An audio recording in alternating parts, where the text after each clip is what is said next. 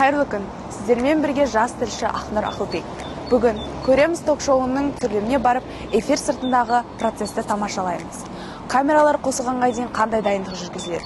Жүргізуші мен көрермендер қалай әзірленеді? Барлығын өз көзімізбен көріп, сіздерге жеткіземіз. Цифрлық журналистика мамандығының студенттері Еуразия телеарнасындағы көреміз шоуының түсіріліміне қатысты. Жоба редакторы Камила Болат жастарды қарсы алып, студияның тыныс-тіршілігімен таныстырды.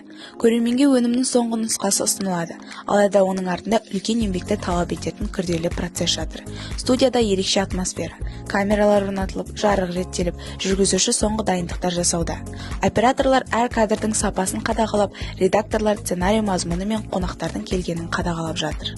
Енді редактордың жауапкершілігі өте жоғары деп айта аламын, себебі редактор ол тақырыпты таңдайды, тақырыпты таңдағаннан кейін кейіпкерлер іздейді. Жалпы осы бағдарламаның негізі редакторлар. Ал жаңағы осы бағдарлама ол үлкен бір экожүйе сияқты ғой. Редакторларда өте үлкен жауапкершілік бар, кейіпкер, сюжет, сценарий, жаңағы тақырып таңдау деген сияқты. Көреміз шоуының жүргізушісі Меруерт Бауыржанқызы болашақ журналистерді ерекше ықыласпен қарсы алды. Маманның пікірінше, күн сайын эфирге шығатын бағдарламаны дайындау үлкен жауапкершілікті талап етеді. Телевизияда ұжымдық үйлесімділік болған жағдайда ғана жақсы туынды өмірге келеді.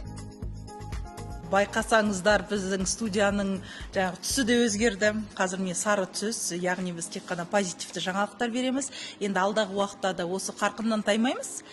Позитивті, көңілді, десе де қоғамдағы өзекті тақырыптарды да қозғайтын боламыз. Басты мақсат бұл жерде қазіргі өмірімізде онсыз да жағымсыз жаңалықтар өте көп қой. Көреміз ток-шоу арқылы студенттер шығармашылық процеспен танысып қоймай, тәжірибелік дағды жинап қайтты. Телевизиядағы әрбір шығармашылық топ мүшесінің жауапкершілігі мен ізденісінен, жоба үшін жанталасқан үлкен топтың ауызбіршілігінен сабақ алды. Өте керемет десем болады. Бүгін біз телеканалдан, телевизордан, телефоннан көріп жүрген көремізге өзіміз келдік, өз көзімізбен көрдік. Эфир сыртында не болып жатады, қандай қызықты жағдайлар орын алады, бәрін көріп, былайша айтқанда жақсы әсер алдық. Көреміз ток-шоуынан ерекше әсер алдық. Бұл менің бірінші рет келуім, және де Меруерт Бауыржанқызымен осы көреміздің жүргізушісімен таныстық. Және де маған өте ұнады, болашақта осы жерде жұмыс істегім келеді. Теледидардан көріп жүрген адамдардың барлығымыз өмірде көрдік. Мысалға айта кетсек, Меруерт ханымды мен теледидардан көретінмін. Ол менің арманым тұғын, бірақ мен бүгінде оны өмірде көрдім. Және өмірдегі әсерім өте керемет. Теледидардан қарағанда әсерлі болады екенсің.